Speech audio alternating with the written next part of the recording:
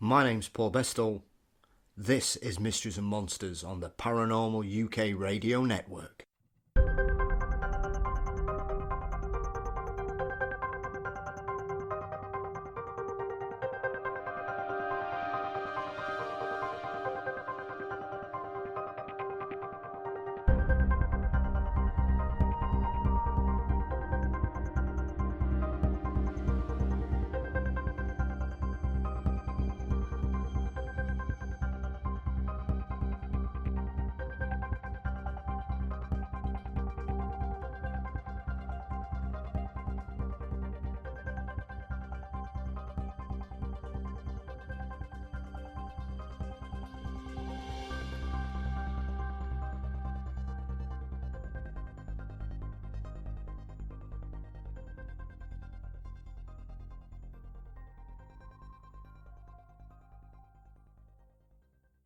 Welcome to Mysteries and Monsters.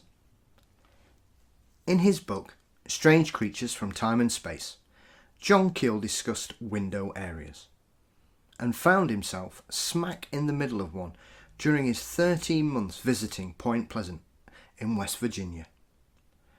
Around the world, we've become aware of several others, from the Bridgewater Triangle, the area around Mount Shasta, the Dragon's Triangle in the Pacific, to the Peak District, here on my doorstep in Sheffield.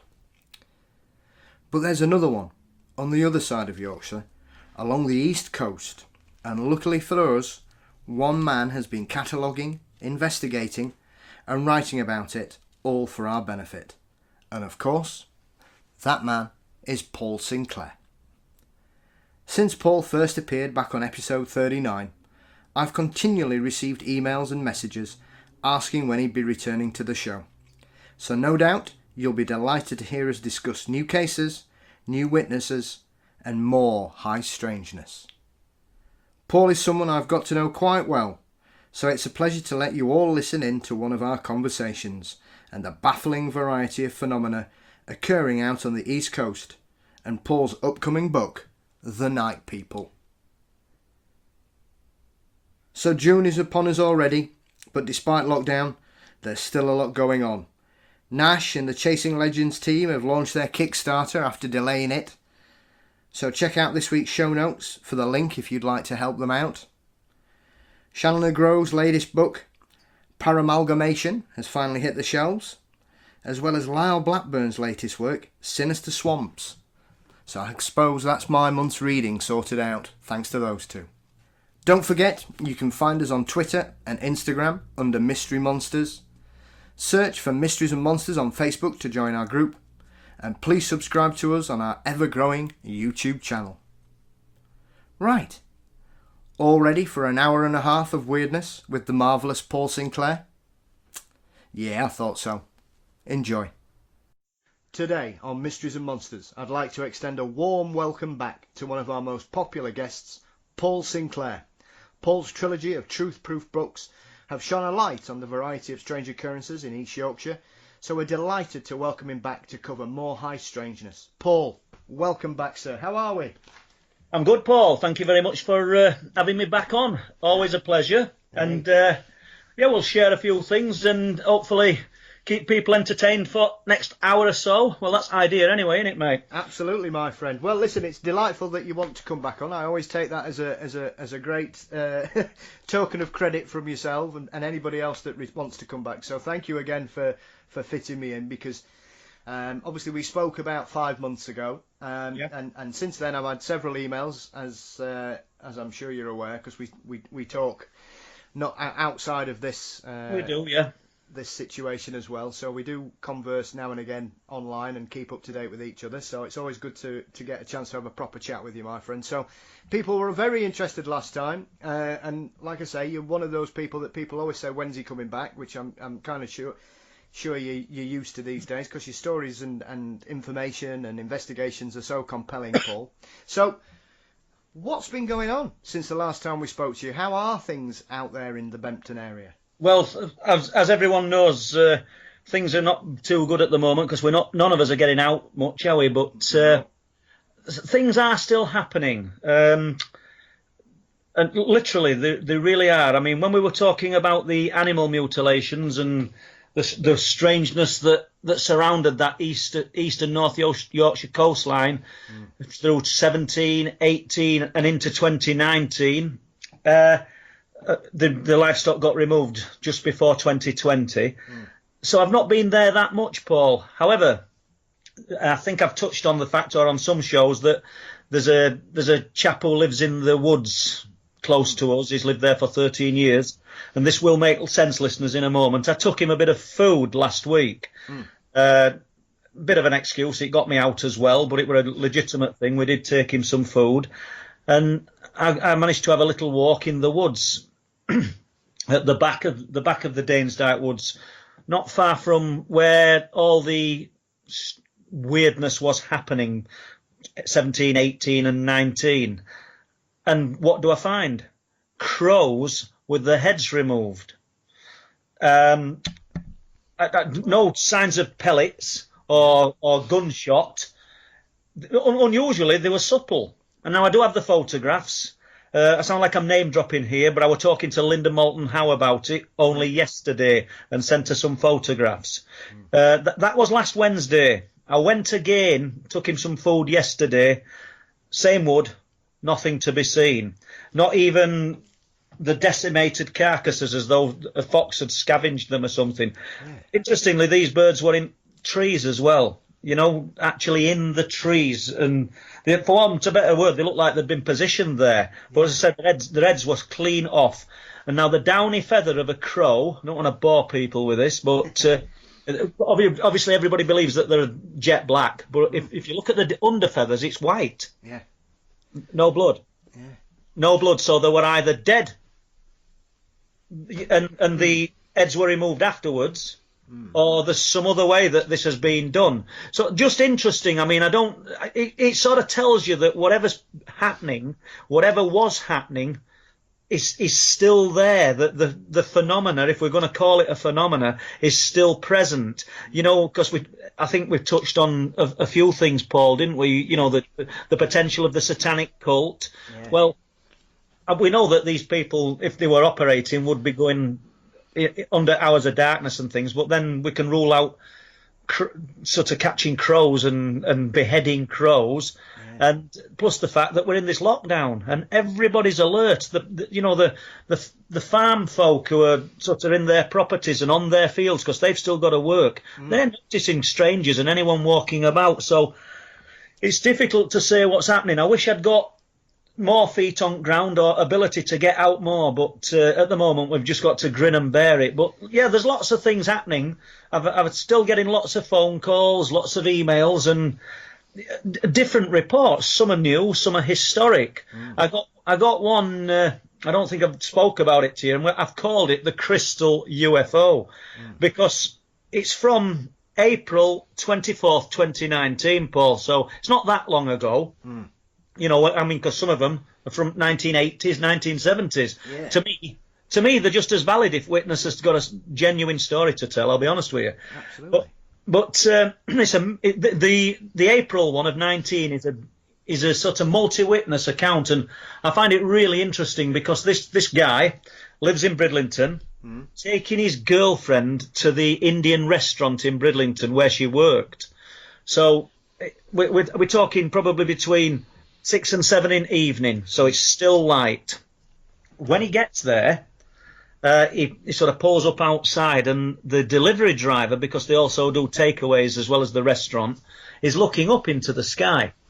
So sort of everybody, common thing, we do same, we look up and they're looking at this object and saying, you know, what do you think that is? And it's coming across St John's Street. Now I realise people listening won't know St John's Street, maybe not even Bridlington, but Google it, you'll get an idea as an Indian restaurant on there. So he said, all I can describe it as, he said it looked to be about 100 foot deep and 15 to 20 foot round, sort of hexagon-shaped round. And there's a sun shining, and it looked like a giant test tube, is what he said. Yeah. Now, it defies description to me. He said the owner of the restaurant came out, he's looking up at it, the customers come out, I'm not going to say a restaurant full. There might have only been one couple in. The customers came out there looking up at this thing. He said every time as it was moving, it was turning. I think he said clockwise. And as the sun caught it, it was so bright, it was sort of blinding to look at. But he likened it to almost like liquid glass, because it was constantly looked like it was moving. But I've never ever heard a UFO or some kind of object described the potentially 100 foot deep, 15 to 20 foot round, hexagon shape, turning. And this guy says to me, he says, I was sure the next day this was going to be all over the papers, it was going to be on radio, everybody would hear about it, but nobody said a word. His girlfriend saw it, obviously the people in the restaurant saw it. I've since spoke to the delivery driver to confirm this. But nobody said, we've got spectacular things seen under us noses and we miss it. Well, nobody looks up. Yeah. That's one of the problems. We're all that busy getting on with whatever we've got to do. I mean, there's not really any good points to the lockdown, but it has sort of slowed life down, hasn't it? Yes. There have been people looking at the skies and looking and contemplating things because we've got so much time to do it. But I mean, that's not taking it away from the sighting of what we've called the Crystal Ufo. Yeah. But social media would be all over it. He thought it were going to be all, in the newspaper, the local papers, on the radio. There was nothing, which sort of throws me back now, Paul, to I think probably about 2011, and I went up onto the East Yorkshire Wolds with a guy called Steve Ashbridge, a very good friend. He's sort of been with me from beginning of our trips onto Wolds. In 2002 time when we were first out there. Yeah. And we took Joe Dormer up with us, who was, I think he founded Lapis, the UFO conferences, and and I don't know if you know Joe, but he also ran the Yorkshire UFO Society. So we took Joe up, we picked him up and took him up. And I'd got this, which would now be an old, but it was good then. I'd got a Sony VX2100 camcorder on a tripod. So this tells you, when people say, why didn't you get a picture? Why didn't you get it on film? And we're supposed to know what we're doing, or we're there on feet on ground, hoping we're going to see these things and catch them.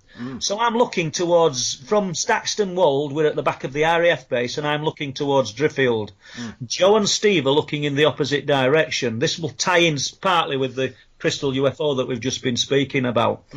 And in the distance, what happened, from the ground up, and it must have covered at least a mile. Joe and Steve would verify this, and they're on the Facebook, and they're on my friends list if you wanted to ask them.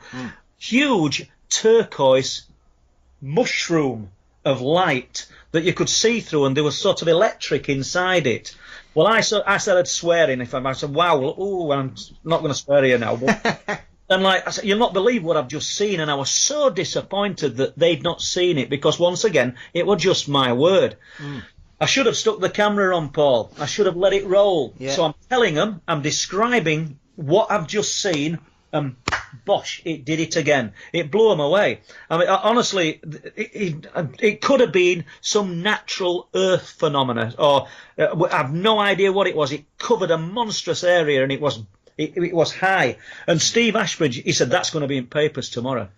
That we cannot be only people that have seen that, because it covered. We were looking at it in the distance, and it covered a huge area of land, and it went high from the ground. This huge, like mushroom shape. Nobody said a word. Never heard a thing about it. Nothing. And isn't that the nature of these things? I mean, and I didn't get any film of it. Luckily, the other two saw it. Otherwise, it would have been forever a day. I saw this incredible thing, just this split second or blink of an eye sighting of something. Even if it was some natural earth phenomena, it was spectacular.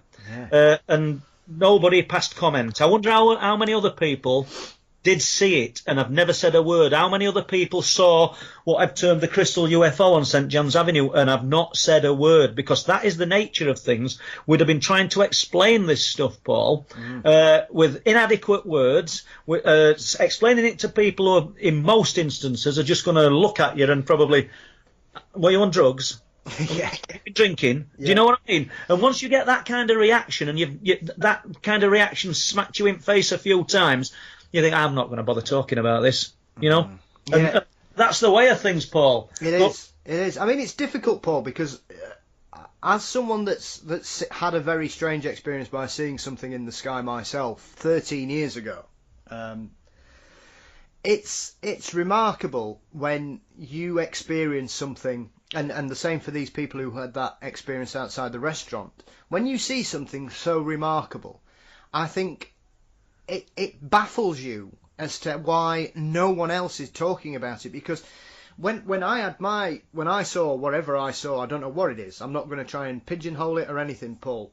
Right. And I watched it for 30 minutes, and as someone that tries to be balanced and sceptical within reason, you know, I am a very open-minded person, but I'm also I like to be balanced. I tried everything. I turned lights off. I checked reflections. I assumed it may be something else. And when I got to that point, I was so convinced, I thought that the only thing I must have possibly seen was a comet or a meteor. To the point that I emailed the British Meteorological Society and explained it. They came back to me, asked me for details, told them what I'd seen, and they said, well, you haven't seen a meteor or a comet because it was moving too slowly. And I, to this day, cannot comprehend what it was. I know what it wasn't. Yeah. But it was the strangest thing, and it took me about 15 minutes of watching it, Paul, and then I suddenly thought, oh, where's my mobile? And I started filming it. Yeah. It's the only mobile phone I've ever lost. Ever. In 25 years, I've never lost a phone, never broke one. That one, with the footage on, which didn't do it justice, to be honest. It just looked like a white ball in the sky at 2 in the morning. But it was just so baffling. So I understand exactly where you're coming from in regards to when you see these phenomena. Like I say, it took me 15 minutes to think, hang on a minute, where's my phone? Yeah. Well, you know, it is true. Earlier, I think, well, it was earlier this year, myself, Lee Haywood, two lads from Scarborough, Chris Wright and Steve, I forgot Steve's surname, but it slips me, and two other guys came through to Bempton, and we got like a display of the light forms. Everybody had got cameras.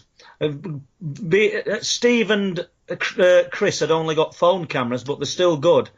But we got like these lights intermittently switching on and off over the sea for 2 hours. Yeah. You know, I mean, we'd been up prior to that for 6 months, and there'd been, well, not 6 months, but months, and there'd been very little happening. Yeah. But the only person, and that doesn't mean because I'm good, that got some footage was me.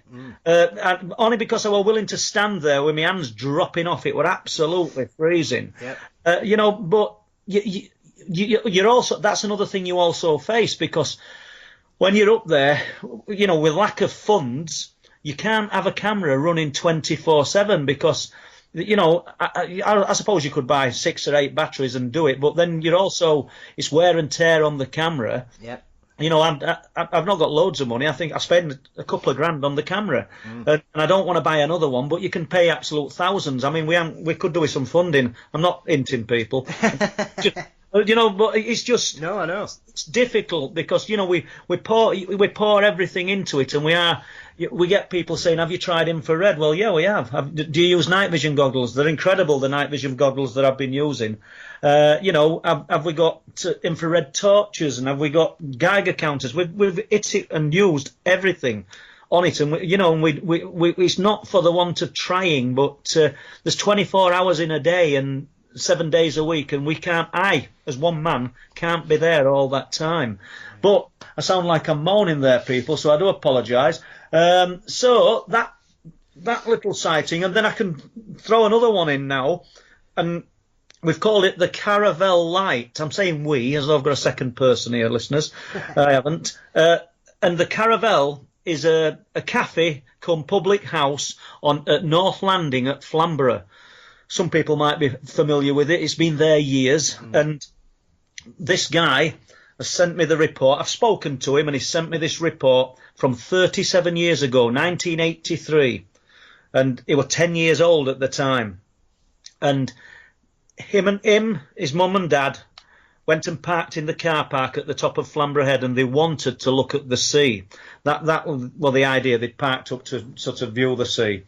And his dad went into the pub and bought probably himself a pint of beer, his wife a drink, and I don't know, Pop and Chris Footboy. He said, and as he walked to the pub, he noticed that the light on the big display saying Caravel, the cafe, was flashing intermittently, a fault, on, off, stay on for 10 seconds, go off for 10, come back on. There were no regularity to it. He said there was people inside the public house, and there were it weren't a general electric fault. That's what I'm saying. Everything was lit up in there as normal. So it's about 8 a.m. and it's 8 p.m. should I say, and it's dark. And they're sat there and they look out to sea, and above the sea, what do they observe but an orange sphere of light that looked about the size of a football. He said it's a couple of miles out, and they're looking at this, can't work out what it is. Mum, dad, son sat inside the car trying to decipher it, and then I think it was boy, he must have looked back at the light and said, it's because the orange sphere was going on and off. And when he looked at the light, if it went off for 10 seconds, when the light went off for 10 seconds. When the light came on, the orange sphere came on. So, and if the light flashed 3 times, the orange sphere flashed 3 times. Now, they're absolutely adamant, we know we've only got these people's word, that this thing was above the water, not on the surface of the water, not a boat flashing out at sea, I don't know, for whatever reason, and why would a faulty light be something to flash at anyway? Yep. So we've got an orange sphere is described, and he's not fitted it to the light forms that we're talking about to suit me. He's sort of described it to a T and looked at what the pictures and the images we've put out and said that's what it looked like. But this orange sphere, it was so random. It might flash for 5 seconds. The light stopped. It stopped. We just couldn't work it out. But that kind of makes me think, because it was stationary. It was still there when they left, and it was still flashing with the light when they left. And they weren't just there for 10 minutes. And I've said, like, there's some kind of intelligence, some kind of an awareness to these lights, hence the term that I sort of tried to coin about in 2002 with ILF UFO website, ILF meaning intelligent light forms, because I did think there were an awareness to them then on East Yorkshire Wolds. And I'm not the first person to think there's an awareness to them, Paul. I'm not trying to claim that. But it kind of makes you think, doesn't it? I mean, he said it were almost like Morse code, but this thing were independent of the sea, up in the air. He said we could see boats further out on the horizon. So, it clearly weren't a boat, but, I've noted, Paul, that when the rock anglers have got a fishing match on, and they've got their light up on the cliff tops, Tilly lamps and powerful sort of Cree LEDs, these lights show. How do I know that? Because I get the rock anglers contacting me and saying we've got a weird display of orange lights that are coming on in multiples of 2s, 3s, 4s and 5s, switching off, appearing in different parts of the sky. But I've noted that it's happening when there's people there lighting up the cliff tops. Because bear in mind, most days of the year after dark, year in, year out, nobody's on those cliffs. They're so remote. In the daytime, you've got bird watchers from the RSPB, the nature reserve. Yep. But after dark, nobody wants to be up there. So the eyes and ears, shall we say, are the rock anglers and the men who fish the sea, the trawlermen. Yeah. And they report that they see these things. But I find it intriguing that, penny didn't drop straight away. I mean, we've been up there when there's been fishing matches and these lights show. But we can then go up there for a month, nobody up there, and you see nothing. You go up there, there's a fishing match, and wow, these lights are showing. It's not every time. There's other instances, Paul, where you can take somebody new up, and you get a display. Yeah. It's almost like the phenomena's showing off. Yeah. I took a guy up, a very good friend called Lee Hayward. He'll probably get to listen to this. And if anybody is listening, is on Facebook and they're friends with me or they want to be, and you want to confirm the story, find Lee Hayward. He's a real articulate guy, really switched on. Lee was with us the night when we didn't get photographs, and I got that bit of film. But this particular night, I think it was September 19, it was September 16th or something like that. I can't remember the exact date. Yeah. It was me and Lee on the cliff tops. Well, first of all, we drove along Cliff Lane. Lee had come. He made no bones about it. He'd come to disprove what I were looking at. Yeah. He's got a vast knowledge of military aircraft, should we say, and he's a really genned up guy. He knew exactly what was in the air. He knew exactly what boats were out on the horizon. He'd come to disprove it. So as we're driving along Cliff Lane... Paul, somebody's listening. Listen, it's all good. So we're driving along Cliff Lane, and to my right, I sort of turned to my right, and I says, look at that. Orange sphere lights up in the sky. He goes, what's that? I says, well, you tell me. I said, you're the aviation expert. He said, well, I don't know. And it just switched off as quick as it switched on. We unloaded the gear, camera equipment and what have you, and it sounds like there's a lot, but there's only a couple of tripods and 2 bags, and off we go down to the cliff face, set it up. We've not been there long. Light appears over the sea.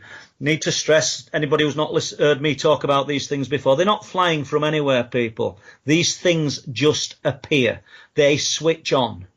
And you're looking at them for a few seconds and they switch off. Or they become 2, or they become 3, and in some instances 6. And then they'll switch off and appear in a different part of the sky. They don't fly away. Or if they do, they're so fast that we can't see it, the process, should we say. So I couldn't, by the time I'd got camera switched on, it had gone. So Lee had noted the time. He did a brilliant write-up for me, actually, a few days later. And we left it, I don't know, we'll say 15 minutes past. Another one lit up, similar place. And then one at the side of it. You put the camera on, they've gone. So this continued to happen. Total silence as well, people. Nothing, no noise at all. And they're a lot bigger. If you can picture the Venus, how big and bright it is, well, they're a bit bigger than that, but they're a bit bright, vibrant orange. And they're not flying from anywhere. They're not slowly descending on wind. They're not flares. And, because we've always got people who've never been there, who are experts and are quick to tell me what they are, and I've spent years up there and I still don't know what they are.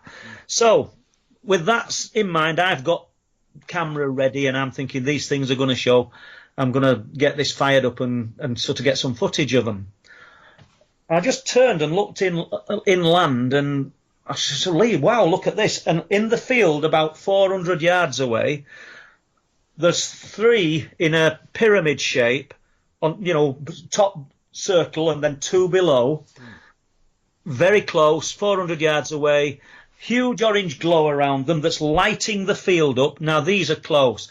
I got the camera turned round, put it on, and they're imploding as I'm trying to get camera on them. And they've literally gone. Well, Lee's sold now. The guy who came to disprove it, he's absolutely sold. He's been up there with me so many times now because he's just got no explanation for what he saw. I mean, 400 yards away and totally silent.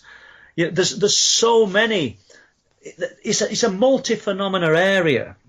And I don't know, probably 6 weeks ago, Bob Brown, who comes out with me quite often, and one of my daughters who'd been staying with us, Gemma, she decided she wanted to come out with us this night. Yep. And we get up to the cliff tops. Don't let me just carry on, Paul, if you've got a question to ask. No, carry on, sir. You're all right. Don't worry. I'll jump in when I feel. Yeah, well, we get up to the cliff tops and we go to one of these stands and I set a tripod up and a camera. And I've got a really powerful torch and Bob's got same torch, actually. And I let Gemma have it, and she's sort of sweeping it about in the field behind me. Put it on and just had a look. It's really dark night, and I'm trying to set camera up out over the sea. So I'm probably about 20 feet away from these two. And I heard Gemma say to Bob, "What's that in field, Bob?" So he must have looked. I could hear him, but I went. He says, I think it's a sign on a fence post. I says, oh, all right, and turned the torch off. Yeah. Then Bob went, hold on a minute. There ain't no fence post there. and then put his torch on it. Now, they both say that they saw a luminous white square of light. So it's not conforming to UFO or something, I don't know, ghostly apparition. It's square, luminous square of light that, let's describe it as the square that about the size what you'd see a runner in a marathon, you know, the little sticker they have on the back. Yeah. Yeah. And they both saw it drop to the ground and disappear. Now, it sort of defies description what we're finding and what we're looking at up there. I were up there last year with a police officer. He picked me up and we drove up to Bempton, parked up. We were going to spend the full night up there. There's very few people I'll spend a night up there with, simply because I'm spending I keep unhealthy amount of time. I always say that, but it's true up there anyway. Yeah. But when this guy wants to go, I do. I like his company. And he's had this sighting, which I think we might have touched on it last time. So but regardless, as we're walking down and we're looking over towards the old RAF base, a square of light lit up in the sky above it, and big, no sound. He swore this time. Wow, do that again. And we both stood there, sort of jaws dropped.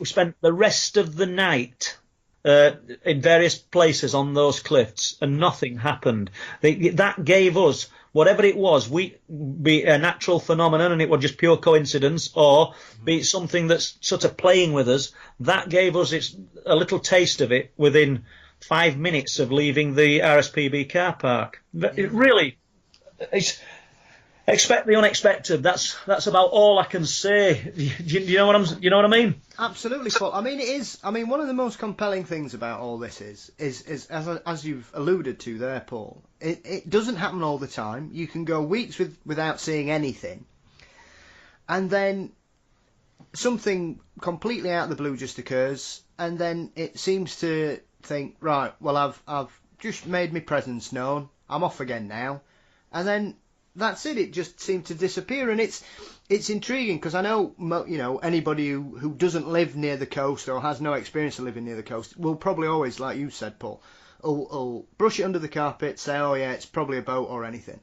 Yeah. I've lived near the coast for about 3 years when I was younger, down south, and I used to love, on a night, sitting on the beach, in the dark, sitting there, just watching the ships coming in and out on the south coast. Beautiful. I used to find it so relaxing. And you get used to how things work, and you can see the boats bobbing, and you can gauge their movements.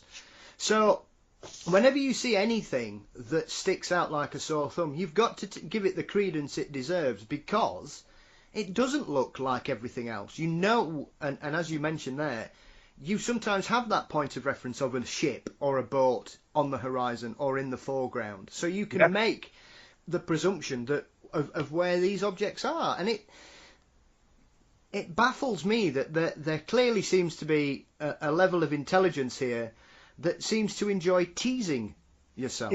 It's teasing, but there's also, I believe, there's moods to the place, because I mean, I were up there with Steve Ashbridge just before lockdown, and we're not brave people. I mean, I've spent a lot of time up there on my own, and I don't think I'm brave. I'm maybe stupid, but you know. But what I'm saying is, Steve very rarely says it feels strange. It feels really, really off. But he did this particular night. He did, and it felt real, and you could feel it. Like I don't know. Maybe we're living off each other's fear, but you could feel an electricity almost in the air, and that is what the paratrooper, you know, on February the 7th, 2019, said that they felt. I think we covered this story before, Paul, didn't we? Yeah. To detail and bore people, but he said when they set off along that cliff path, everything felt static. Yeah. He said, and he said to me, and we speak quite regular. We've become quite good friends due to this. I think because he's searching for somebody to talk to, and he said if ever you're there and you feel like that, he says, get the hell out of there. He says, because he says I saw something from a nightmare, and in his words he said, I've done Iraq, I've done Bogside in Belfast. He says, but I have never experienced feel like what I saw on them cliff tops at Bampton. But did I talk about the sighting from January 20th, 2020 this year. No. Do you want me to touch on that? Please. What's interesting here, Paul, is that the three-para, Rob, he saw it, I think it was the 7th of February in 2019, a couple visiting Flamborough for the weekend, 31st of January 2020, so we've got a year and 7 days later, 2 miles away from where Rob saw this alleged creature. They arrive at Flamborough at their cottage, which they're renting for the weekend, and decide to go on foot down to North Landing, approximately where that Carvel car park is. Yeah. You know, where this guy, as a young boy, saw the light flashing. And they walked to the top of the car park. Now, people can Google this if they wanted to. Flamborough Head, North Landing car park. They walked up to the top, and then they looked over the top, and there's a ravine.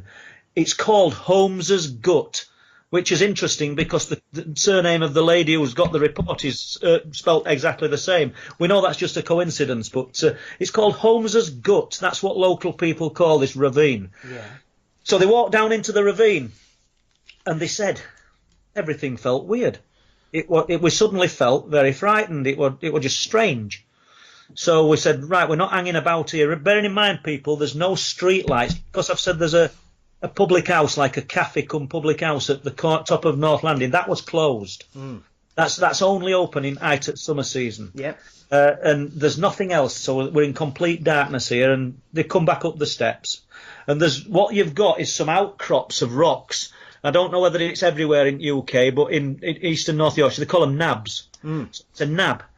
And they're looking out, and it's a moonlit night, so they can see everything clearly. Now, they'd got an infrared camera without a card in it. They'd got a good JVC camera, because I had a look at it the next day. You know, I saw it, should I say. I don't mean let me have a look. A decent sort of handheld camera, DSLR, and the phones. And they'd gone down equipped with this gear. The infrared camera, I think, just to look at the surroundings. But anyway, they're looking at this nab, and they'd stood there temporarily before they went down into this little ravine. And they said, "Look at that!" And they're looking, and on the end of it, and it's only about 30 foot wide, and it's sort of cambered, it's rounded. If you put a milk bottle on its side, a round one, it's like that. Yeah. He says, we're looking at this huge statue. And now, this guy's called Lee. Lee says, I'm 6 foot tall. We went through this. We spoke to him face to face. We met him the next morning, myself and Bob Brown, and they walked to the location with me. They were reluctant to go on film, but they've since said they will, and they're coming back. So we're gonna sort of film them telling us about this. He says there's a huge statue of a dog on Ednett Cliff. So, well, it weren't there before. We're sure it weren't. It weren't there 10 minutes since. They're questioning themselves. They're sort of thinking, we've never been before. Perhaps we've just missed it. But how could we have? It sat down. He says it was as tall as me, sat in, as in the position a dog sits. Yeah. Unusual, he said, and they both commented on this. That's why I've called this story, come out with weirdest things, people, the Starlight Express. She says, have you ever seen the Starlight Express? And I said, well, I haven't. I've looked since. She says, well, they're going around on roller skates, and they've got extra extensions on their arms. They look really weird with skates on their hands. The arms on this thing just look too big, almost like you'd get a gorilla and its arms seem to have to come out to the side because they're too big for its body. Yeah. And she said, we're looking at it, and she said, we've got a Rottweiler, which they didn't have with them, but she said back of its head and shoulders looked similar. She said, but the next thing, it moves. Oh, they got the cameras on it. They couldn't see it with the infrared. They just could not see this thing with the infrared camera. They could see the cliffs, the white of the Flamborough cliffs. They could see the contour of the nab, but they couldn't see this thing. Lee hears it growl, a low guttural growl. She didn't hear it, but he said that's what he heard. It lowered down and dropped onto all fours, and on the camber of the roll of the land, it went to the opposite side, and they could see it on all fours moving along. Now they were frightened, and they sort of made their way back on foot to their cottage. They jumped back in the car when they got there and drove back up with headlights on, but there was nothing there.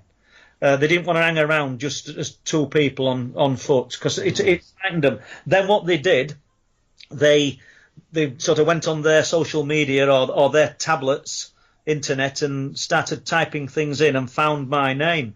And I was still watching TV, and they messaged me after midnight that night to tell me what they'd seen, and I got in touch with them. And as I say, me and Bob met them the next day. Absolutely brilliant sighting, you know. Yeah. And I do find it interesting, more so that the paratrooper also had a sighting a year and 7 days previous, within 2 miles. Now, these people don't know each other. You know, we've got the para who lives at one end of the country, and we've got these people, good, responsible jobs. Yep. No reason to come out with a story like this. And, well, they have done, and they're claiming that they've seen it. So I just find all these things, you know, I mean, you get... I've said it 1,000 times. I never ever expected to be researching cryptids. Yeah. It just wasn't my research, Paul, was simply searching for answers for the things that had happened to me during childhood and, you know, throughout my life. Yeah. And that's why I became so entrenched in it. So I never thought for 1 second I was going to get involved in the cryptid research. But for me, if you've got what you perceive as credible witnesses coming forward, saying they've seen these things, then we've got to take them seriously. Well, I do anyway. I mean, I don't, you know, I do get stories, you know, where some people are telling me things, and I'm very polite, and well, we'll have a look at that, and I don't. I never follow it up. Yes. It's clear that somebody's seen a light going through the sky, and it's flared up and then dimmed down. They've seen an iridium flare, or they show me a picture of an animal in a field, and then you look at the grass outside of the animal, and you get the time of year and things, and you think that grass was probably about 8 inch high. That's an house cat. Yeah. You know, so, I don't mean I get it right every time, but I do try and rule things out. But some of these stories I just find incredible. Absolutely. I mean, that alone, Paul, says to me that these people had clearly had an experience that scared them, quite clearly, because if you then are that shaken by something that you can't comprehend and you can't explain, added to that oppressive, static feeling, and I think anybody who's ever experienced that knows exactly what you mean. It's almost as if you can smell. It's like when a lightning storm comes, you can smell it coming. Do you know what I mean? You feel it. You can taste the air. Yeah. And I don't know if anybody's ever done this, but if you put your tongue on one of them batteries with 2 prongs on, you've probably not done it. Well, for a long time. I the kids that used to do that, but that Me taste too. you get in your mouth, that's it. It's that electrical taste. It's that strange taste. But I'm just showing how sensible I am there, putting my tongue on batteries, aren't I? We've all done it, Paul. Anybody who says they haven't not lived. Yeah, so you know, these sightings are just don't stop coming in. There's an interesting one from January 2020. I don't know how much time we've got, Paul. Well, I'm all right if you are, sir. Carry on. Yeah. Well, you know, this involves an angler on the beach at Hornsey. So we're looking at 15 miles away from where I'm sat now. So 18 miles away from Bempton and Flamborough. So he's on the beach, night fishing. This is an interesting story. It's approximately 10 past 12 at night. He said it was an hour before high tide. He did give me a date, but it slips my mind just at this moment. But I know it was January 2020, and he said it was an hour before high tide, and the weather conditions were horrendous. The sea's roaring. We're 1 hour before high, and it's already up to where high tide usually is. Yeah. So he moved off the beach and got behind a small sea defence. He's got his rod there, he's fishing, he's tucked down behind this little wall, sheltering, and he lived 5 minutes from home. His dad took him, his dad came and picked him up. He still lives at home, should I say. Spoke to him quite regular, and he said he's watching, he knows it's 10 past 12-ish, and he just looks down the beach to his left, and there's a figure walking along the shore. Now, bearing in mind conditions, it's horrendous. It shouldn't have been there. Yeah. He said, if it was a person, and he says, and it's a big if, it had to be a female. He said, or even a child. He said, it were no more than 5 foot tall. Remember, hour, 12, and it was very, very slim. And I said, well, if it were a female, did you discern hips and breasts or anything, He said, no. He said, it was straight up and straight down. He said, but so slim, so wafer thin. He said, it was all black. Everything on this person or being was black. He said, even at 12 at night, he said, I should have been able to discern some shade of face or something. He says, but it were almost as though every part of it were in a black suit. Yeah. He said it was walking military fashion with its legs. Its legs were moving, but its arms weren't moving at all. They were just splayed out to the sides.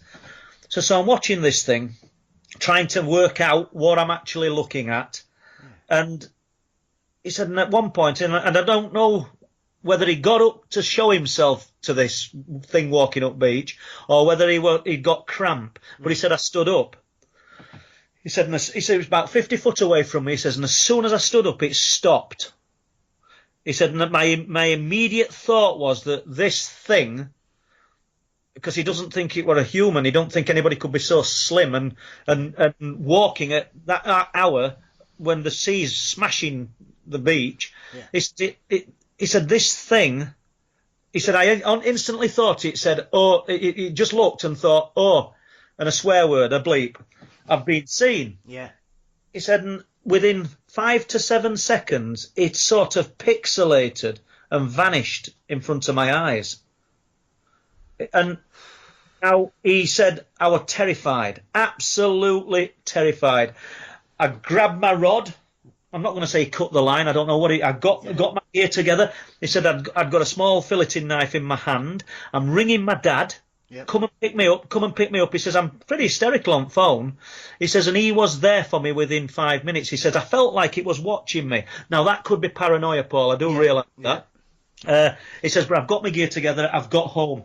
He says, I'd be being generous if I said that it was 15 minutes from ringing my dad, from seeing it to ringing my dad to getting home, because he literally comes straight out for me. Now, if it was 12 that I tied, and we'll give him a few minutes, and then he looked down the beach and saw it. He should have been home for 12:30, and that's been very generous. It were 1:37 when he got in. So he's also missing time. Now, he were very, very open, this guy, and he wanted me to use his name and everything, and it's me being extra careful that I didn't, because I contacted the paper, the Hornsey and Holderness Gazette, and told them about this, and I put them in touch with this guy, and they ran a story on him. I asked them to change his name, because I know what's going to happen. I know the ridicule factor, and so they've done that.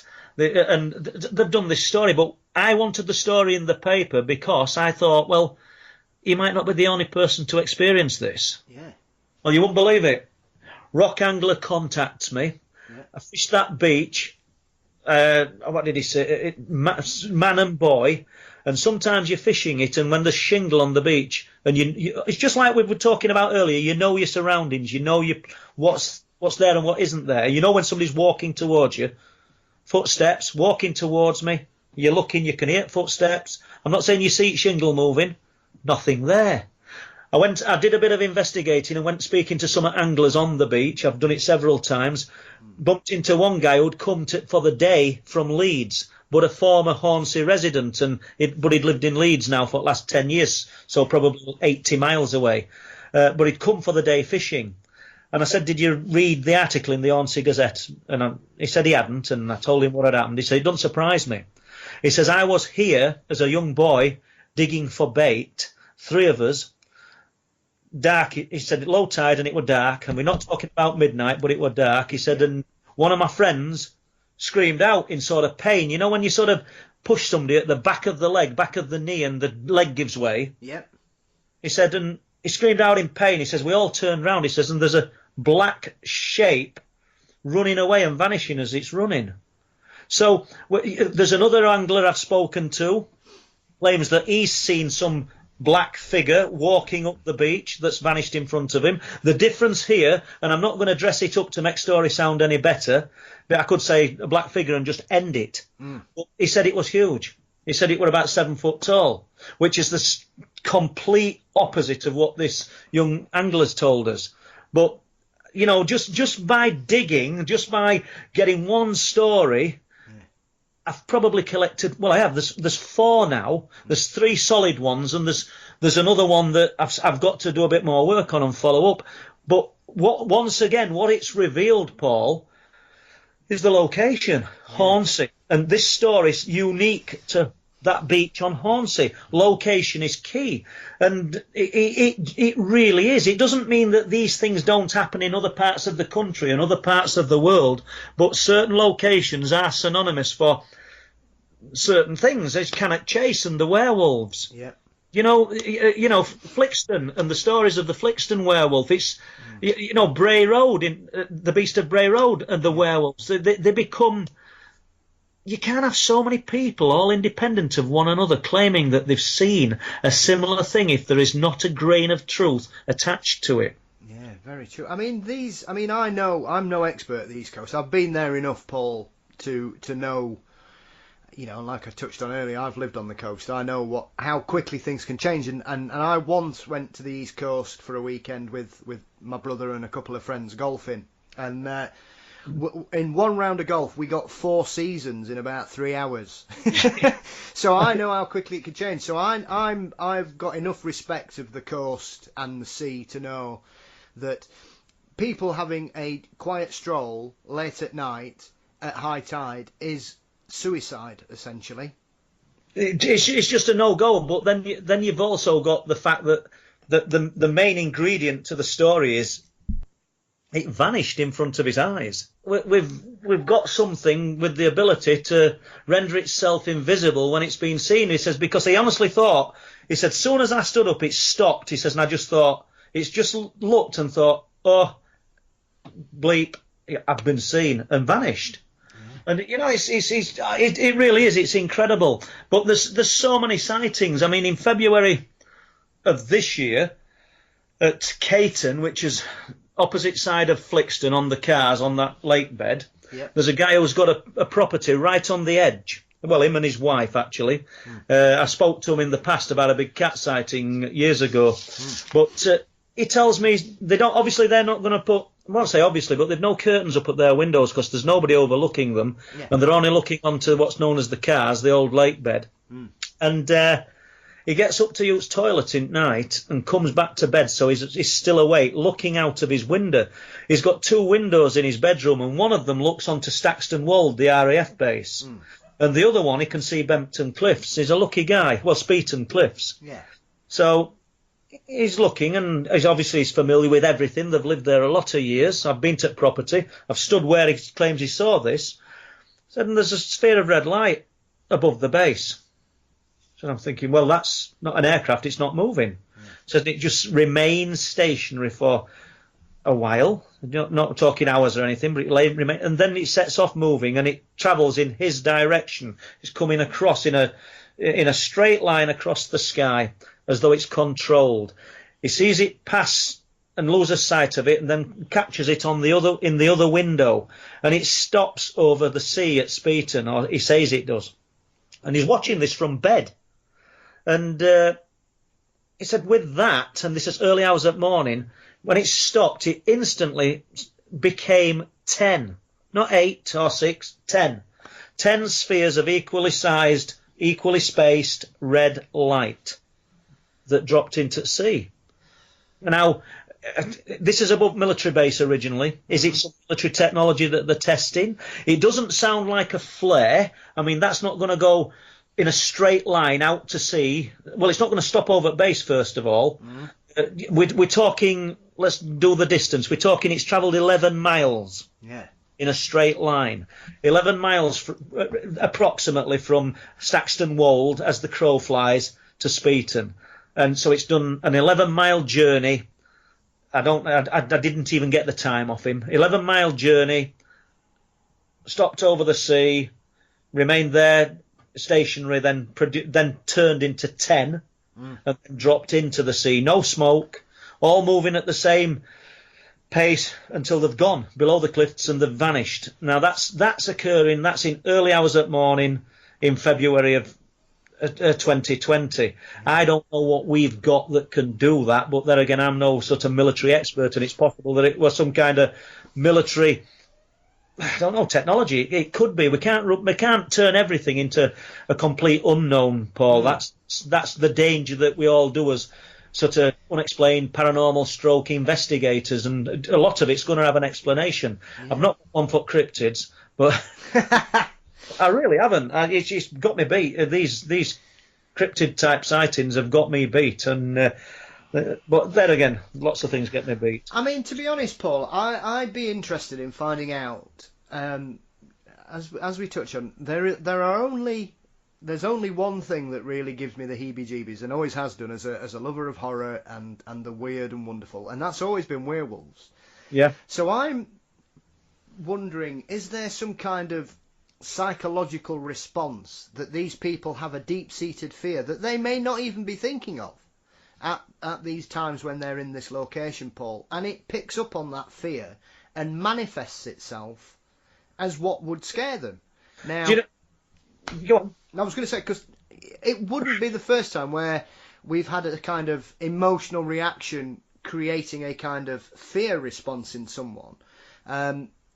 So I would be interested in understanding if these people had a fear of strange things, and is it reacting to their deep inset fears that they may have locked away somewhere in their head, Paul, that they may not even be thinking about it, but they just happen to be in the wrong place at the wrong time to allow this to tap into that.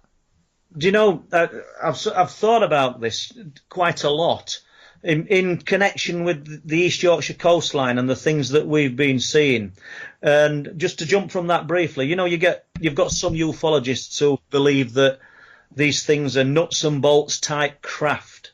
And these people tend to see nuts and bolts type craft. Yep. I'm not saying in all instances. You know, I'm open enough to think, well, let's just throw it open because hit me with anything, because anything's possible.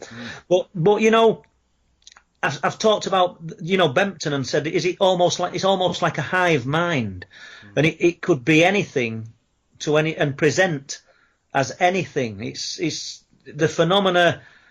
You've just touched on the phenomena. I'm not saying this is what's happening, but if you've got something of such great intelligence and you're thinking of cryptids and you're concentrating on that kind of thing, then these things are appearing. These things are being seen to your eyes.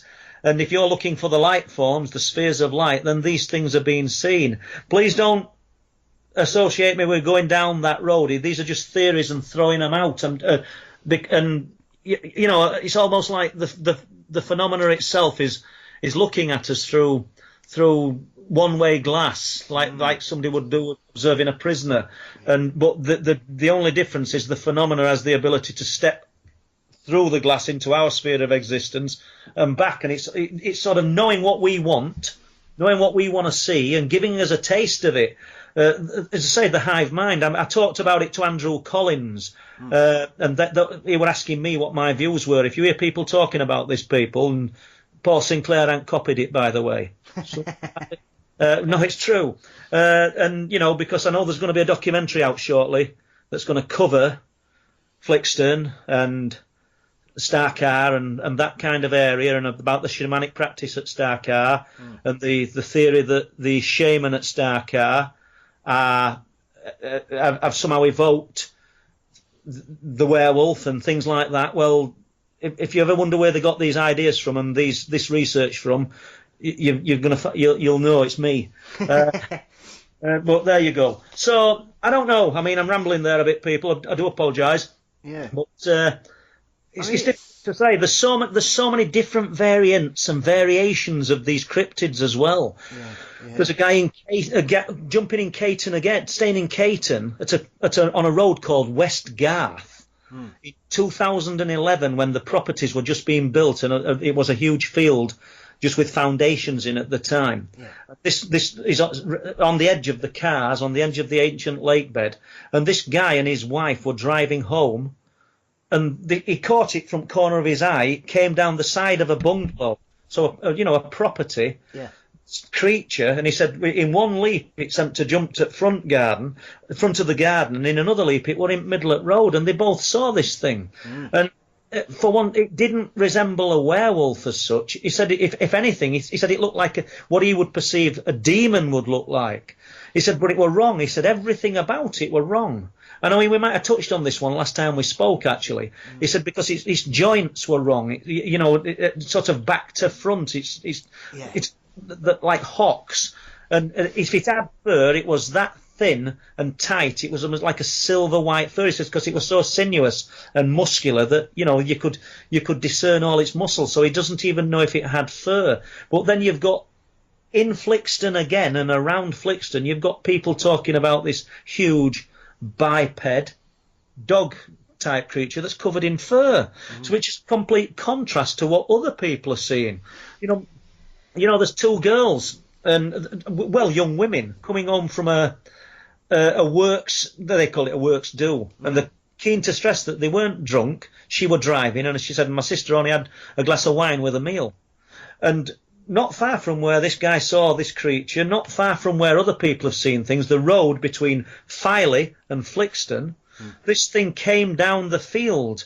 Well, they assume it did, the sloping field, because it landed in the middle of the road. And she described very similar to what the guy in Caton described. So the similarities, they don't know each other. I mean, anybody who wants to find that thread, I got the story because there's a pub in Flixton called the Foxhound. And before the lockdown, wonderful food, can't praise it enough, but somebody found some links to the Flixton Werewolf and put it on their website. And lo and behold, somebody said, that's what you saw. And then I watched the thread grow, and they were talking about it. So I contacted these people and I got to speak to them. So, we've got contrasting images of what this creature is, which I find strange. We've got the guy with the high-profile job on the company board of directors, travelling home from Scarborough, through Flixton to a place called Foxholes, and said it was running at the side of his car. I mean, I spoke to this guy, absolutely terrified. He were in a Jaguar motor car. Yeah.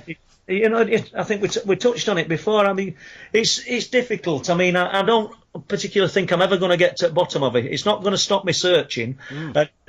Anybody listening who's got a story to tell, please share it.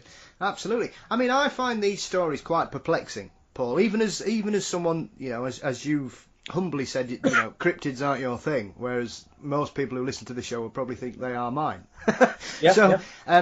I find that really interesting because essentially we don't have a history of werewolves in this country at all. It's mostly a European tradition, primarily Germany, France, Austria, Switzerland, that kind of area.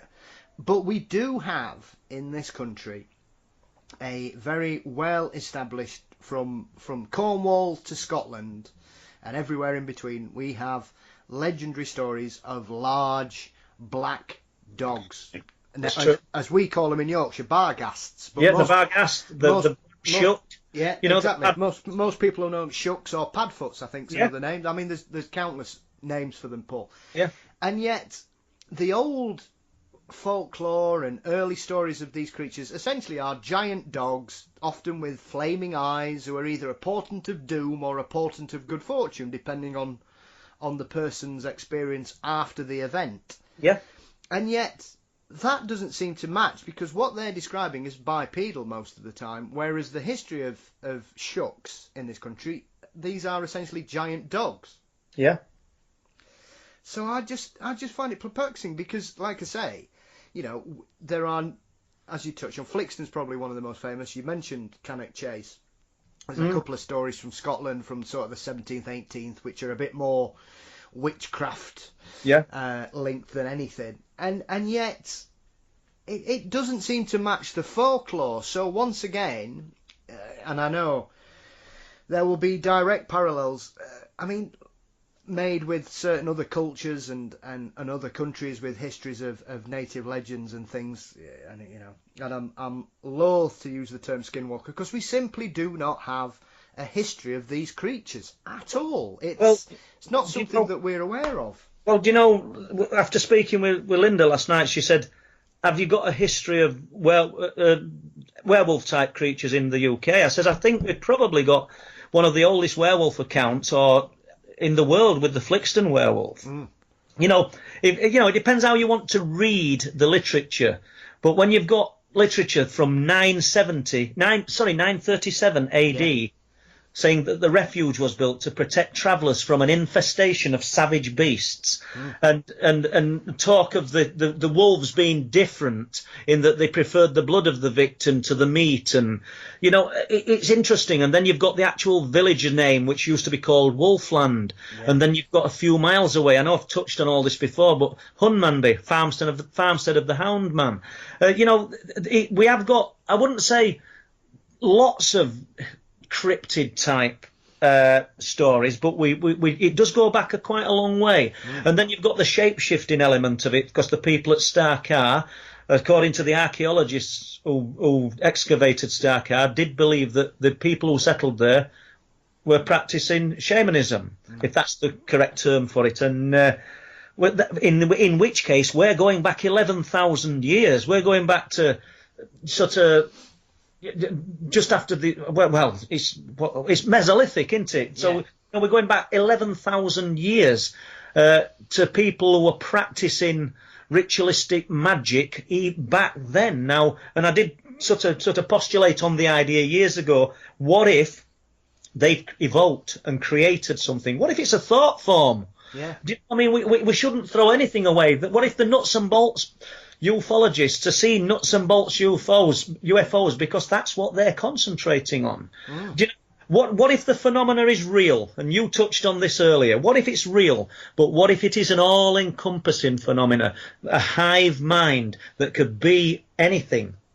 Now, there's a thought, Absolutely, and I think it's very interesting because, like I say, when you come to the realms of strange creatures and people of unusual shapes in strange scenarios, it defies standard explanation. So you have to then open your mind to the potential that this might be working on some kind of different level. Oh yeah, without a doubt, it's got to be. It's not on any level that we perceive, is it? Without a doubt. I mean, it's working. They are the effects that we're feeling when most times when we're seeing these things. It actually affects the way we feel sometimes before we've even seen it, which sort of suggests to me that it potentially could be helping or releasing chemicals within our body. It might be doing it with knowledge. Yeah. That releasing fear chemicals to make us feel like that to start with. Because how are we feeling fear in some instances before we actually perceive that there's something to be fearful of? So have these things got the ability, are they so far advanced that they can actually induce these chemical reactions in our bodies and make us release chemicals? I mean, I know we didn't set off talking about any of this, but they're all things that have gone through my mind, and when I'm trying to sort of solve these puzzles, which, quite honestly, people, I never solve. Well, that's the great thing about it, Paul. It is such a conundrum because it like you say, it doesn't happen very often. It seems to affect different people in different ways. People who have no experience or knowledge of the area have extremely frightening experience that change their perception of the world around them as well, I would suggest, Paul, because when you're confronted with something that you cannot explain through science or physics or a basic understanding of even things like reflections in the sky, where you can sometimes ice crystals will make things happen, and things like sundogs. If you've never seen a sundog, they'll blow your mind until you understand what they are. And the way that things like sprites in the upper atmosphere, which are enormous, powerful electrical storms that could just wipe out cities if they land, God forbid anything like that ever hit. So that's what I find so fascinating about the whole thing, because it's not a one-size-fits-all situation here at all. I don't know how far we're going with this, but just before we end, I heard you. Are you opposed to the idea of the activity at Skinwalker then, Paul? All I'll say is I recently reread the book Hunt for the Skinwalker. Okay. And obviously we've not had because there's a series starting. I think it's going to be on the History Channel over here, which has started in the States already. Yeah. I just don't know what to take of that, because it's one of those phenomenon, Paul, and I've said this about, especially when it comes to cryptids, there are two possible explanations. The people are either lying or it happened. And if it's happened, it defies explanation. Yeah. Well, I'm not got any great or strong views on the Skinwalker ranch, other than I do think that me personally, I do think that there's something there similar to what we're looking at on East and North Yorkshire coast, but I don't think Skinwalker's unique or necessarily Bempton and Speeton. I think these locations are all over the world. It just requires somebody to start lifting stones and unearthing these reports. Most of them will be historic, but it's still happening. So, I mean, just the name sort of catches people's attention, doesn't it? The place in America, and I suppose you are going to get showmen jumping on and wanting to work the location and get what they can out of it. But I'm not that quick to write it off. I do think that there's some.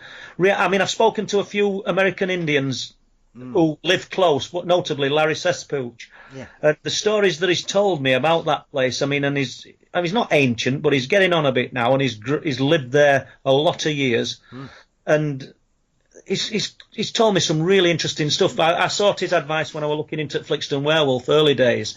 So I do think there is something to it, Paul, but whether it's all as what they say, I don't know. Yeah, absolutely. I mean, that's the thing. I mean, I'm not dismissing it out of hand, because that isn't fair. There are certain aspects of that whole situation at Skinwalker Ranch that the strange lights and weird feelings and some awful things that happen to animals and cattle mutilations, which is not unique for that particular area. But then again, you get like the woman of the family who were the original people that brought the story to attention. She claims to have seen a wolf bigger than a car. Now, it's not that I'm saying it's pushing the bounds of credulity, Paul, but that's a phenomenon that bears no comparison. And I'm no expert on Native American. You're right. What you're saying there, it doesn't conform to what people have reported in the past. And I'll be honest with you, I'd never heard that, and it'll be true. I do believe you, but it's like when we're talking about the things that we're seeing up there. Excuse me, and I'm talking about seeing squares of light. Yeah. They don't conform. People talk about seeing orbs of light up on the cliff tops. There's the rock anglers in particular, and we use them as an example quite often because they're the people up there on a night observing. But there's lots of them that talk about the ghost of big railings. Yeah. It's just a sphere of light that they see. But we're talking about squares of light. The police officer saw one with me. Gemma and Bob Brown saw the square of light. Myself and Steve Ashbridge have seen a square of light. We've both seen it together, not like separate, and they don't fit. They don't conform to what we're expecting to see, should we say? So I'm not saying that the wolf as big as a car existed, but these things, they do throw curveballs outside of the weirdness that they're already presenting. So I would say, once again, expect the unexpected. We just never know. I mean, I were up there last year, I don't know date, June, July time, with another police officer, Dave Barnes. walking on the cliff tops, and Dave's going, whoa, look, 6 miles in the distance, Filey Brig, we're looking at it. Sphere of light comes out of Filey Brig. Anybody who's ever seen the bit of footage, I don't know if you've seen it, have you, Paul? Yes. I got it just as it levelled off, and then it travelled towards us. There was a wind blowing off the land out to sea. Yeah. It travelled 6 miles. I don't know how long it took. It was, but we worked. Well, Dave worked it out because I'm all right at talking. But it was doing up to 300 miles an hour. Yeah. And so it did that in a short space of time, and went back into the sea, turned, come towards us, and went back into the sea. You can't deny what your eyes have seen, and you sort of, that's conforming to what people want to believe, if that makes sense. That's a sphere of light, and it's travelling along top of ocean, and then it drops into the sea. But a square of light, it just doesn't fit. A huge mushroom of turquoise light just doesn't fit. Yeah. But these things are being reported. You know, I mean, this guy West Garth at Caton, he saw what he perceived as a demon. But in the same location, we've got people reporting what they perceive as a werewolf. Yeah. What's happening?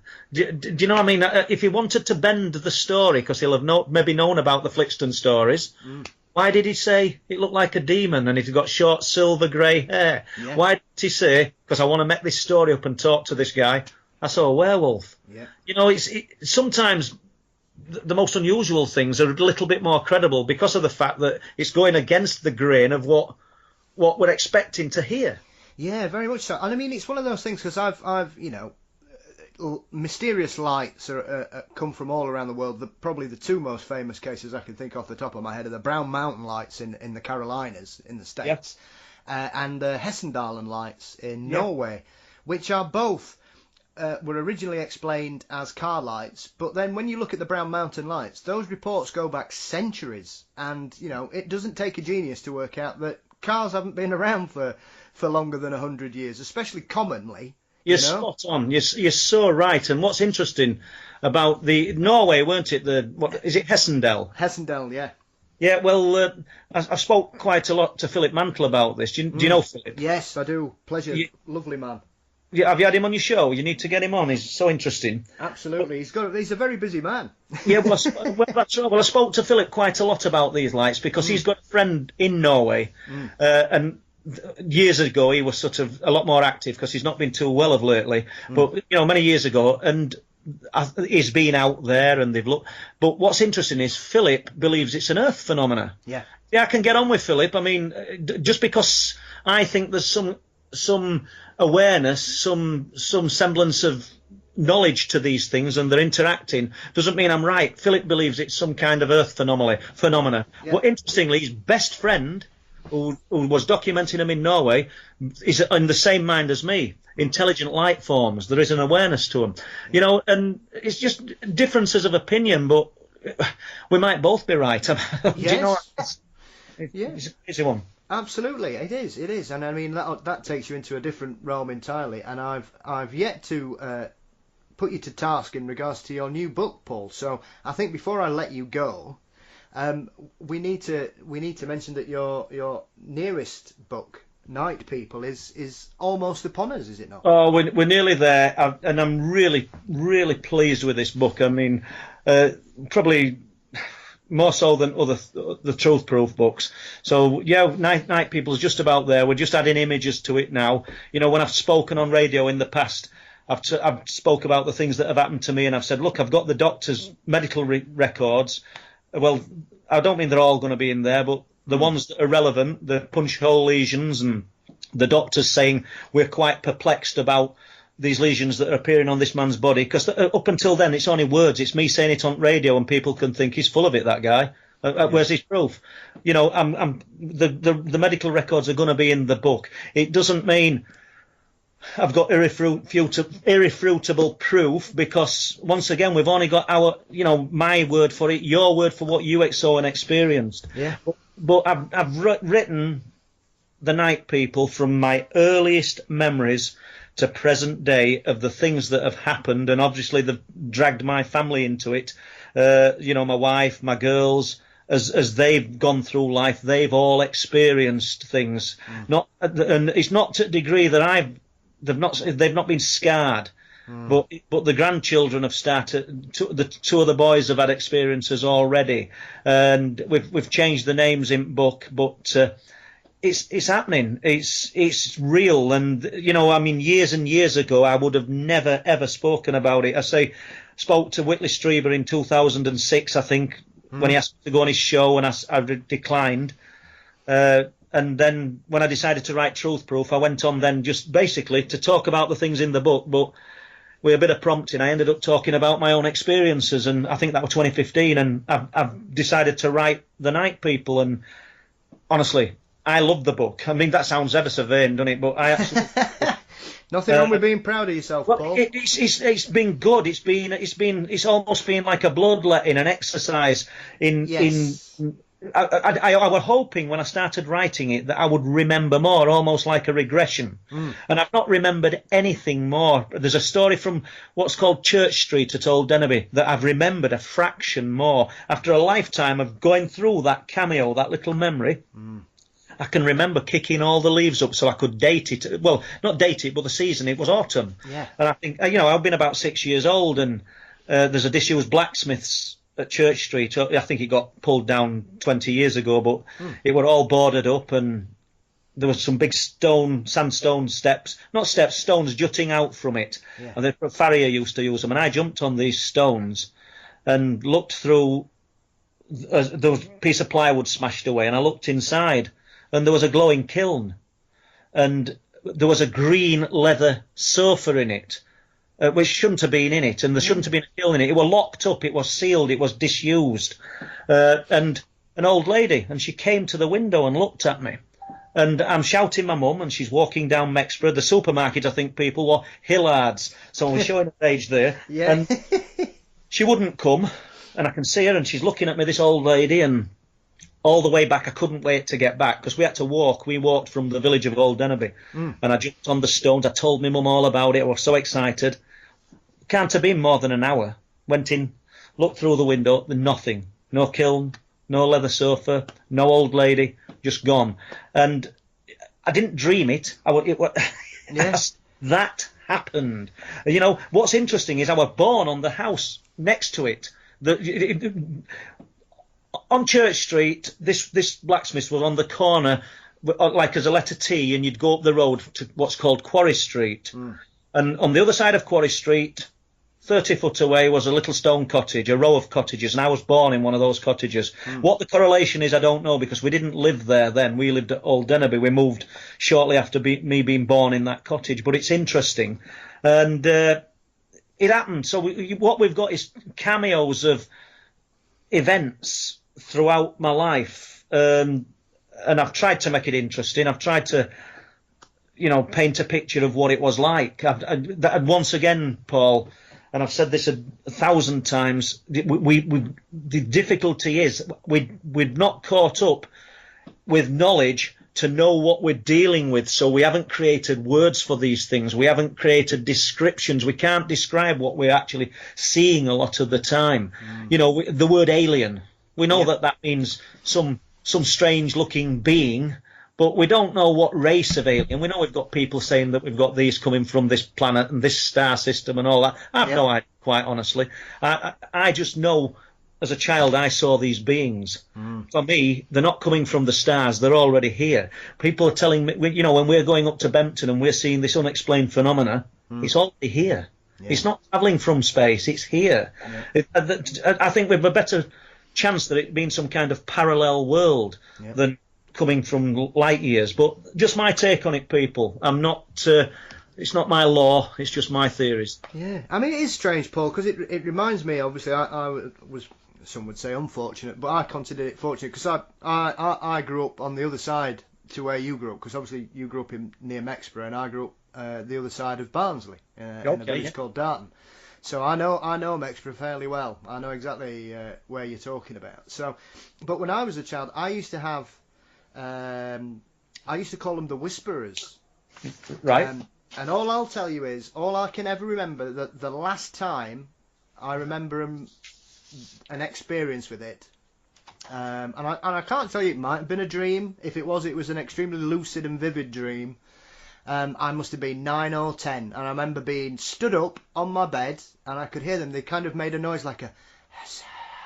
That's why I called them the Whisperers, because I could never quite make out what they were saying. But it's just like this hubbub of noise. And then all of a sudden, I seemed to be picked up and slid under the covers of my bed and went fast asleep. And that was the last time I remember anything like that strange happening. How old would you have been then, do you think, Paul? We'd just moved house, because we moved house when I was 7. And it happened, it was the only incident of any spookiness that ever happened in the new house we moved from, because I grew up in a converted old vicarage. So if you're going to live in a haunted house, that's one to be. So we moved to a new council house when I was a kid growing up. And that was the only thing. So I would probably have been no older than 10. Right. Well, you know, I've heard the voices as well as a child, so not unlike what you've just described, but I'd have described them as demonic. They were frightening, you know.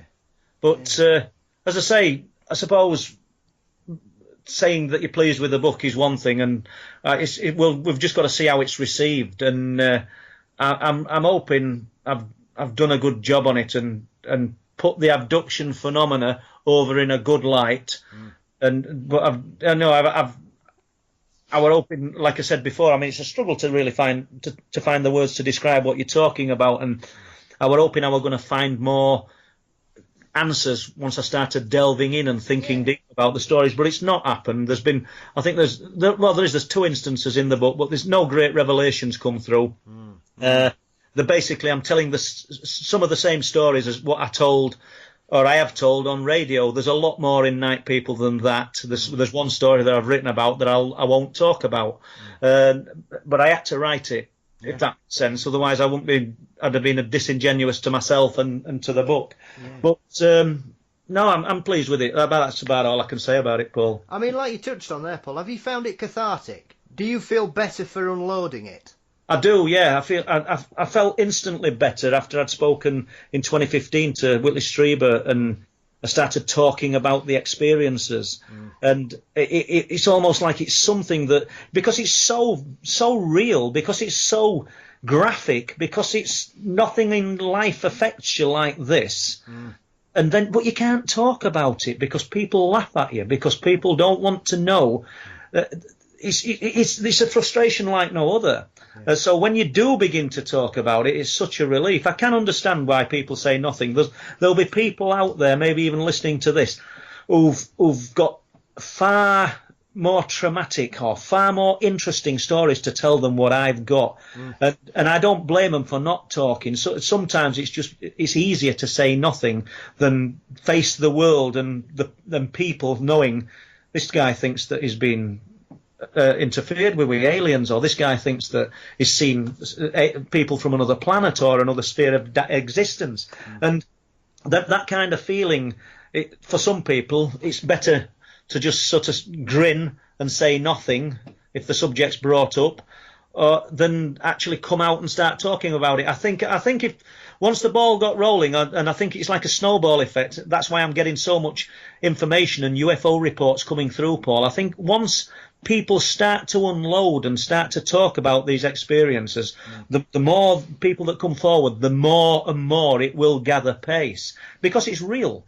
These aren't crazy imaginings. I can't imagine waking up with holes in my arms and holes in my back, you know, and the doctors saying they're perplexed by the punch hole lesions, and you can't imagine it. So I'm either doing it to myself, and these are on my back like bullet holes, or it's real. I mean, we've both got a mutual friend, Philip Kinsella. Philip is a lovely man. He's intelligent, he's articulate, he's well spoken, he's very talented. But Philip is what would be classed, I'm not sure what the correct terms is these days. People call them experiencers. Me and you would probably consider them to be what we would call abductees. Philip's story is terrifyingly compelling, but it's also rather mundane in the fact that it's set in a pretty standard, you know, there's no kind of crazy flashing lights and all this, and you know, throwing the kitchen sink at it, Paul. It's a very simple, yet clearly a very emotional part of his life that has deeply affected him. And, I had the privilege of speaking with Calvin Parker as well. Calvin's story, and a prime example, encompasses exactly what you said, because he never said a word for 40-odd years because he'd seen the ridicule Charles Hickson had got, and Calvin just kept himself to himself because he just didn't want the harassment. And obviously it ruined his life at that point because he basically thought he'd lost his mind. It's the mental torture. Yeah. It's a mental torment. It really is. And, I sort of feel for Philip Kinsella, and it's a brave thing to do, to come out and start talking about it. But I think it's only way, by people talking about it, it's the only way that we're going to get other people feeling bold enough to come out and share their stories. Then we might find more pieces of the puzzle and begin to, and not necessarily understand it, but make a little bit of sense of what's happening. Because what happens, and I've not had one of these episodes since, not a traumatic one, since about 1997, I think. And how do I know this? Because I've been getting pictures, medical notes and pictures together to editor today. Yeah. Literally of the medical notes. And I've said this, you're not even aware they've been until they've gone. Yeah. That is the truth. When they've gone and you do remember what you do remember, it's vivid, and you can actually remember the build-up. You can actually remember what's happened on the build-up. But when it's happening, you're that rabbit caught in the headlights, and the bullets hit you between the eyes before you realise what's happening, and it's only when they've gone that you actually realise it's happened. I don't know. Once again, is this intelligence, is it so far in advance that it's actually releasing chemicals in our body that create this static, this sort of frozen, almost anaesthetised human being while as they're approaching, as they're getting ready to do their procedure? Because we're clearly absolutely helpless when we're caught under their spell. Yeah. It's magic. It's to our eyes, it's magic. Well, as Arthur C. Clarke famously said, any technology that is so advanced will seem like magic to humans. Yeah, it's an exotic science. It's intriguing. I can't switch off from it, and that's the sad part, really, because I wish I could. Yeah. I'll end this interview, this radio chat that we've done today, and I'll go back there. I've got to get some pictures to Don, and then I've got other things to do, and then I've had to put phone off and my mobile as well, because there's people ringing all the time. But I sound like I'm moaning, people. I'm not really, because I've craved not the attention, I've craved the sightings, I've craved the reports for years, because as a researcher, that's what you want. Absolutely. It's your flesh and blood, Paul. It's your flesh and blood. Yeah, I thought you were saying bread and butter. There's no money to make it. No, big time. That's what I mean. That's why I didn't use the term bread and butter, Paul. Well, thank you anyway. It's been a great opportunity to speak. Paul, it is always a pleasure to speak to you, my friend, both on and offline. You're somebody whose work I've greatly appreciated. I'm delighted that we've become friends as well over the course of the last couple of years. I've met you a couple of times. I've spoken to you numerous times. You're someone I'm always interested to find out what's going on, and I will be delighted to come and pop over when we're finally set free. Yeah. So I will let you return to your family this evening, and I will thank you as always for your time, your conversation, and I wish you the very best with the night people, my friend. Well, thank you very much, Paul. Just one last thing, if I may.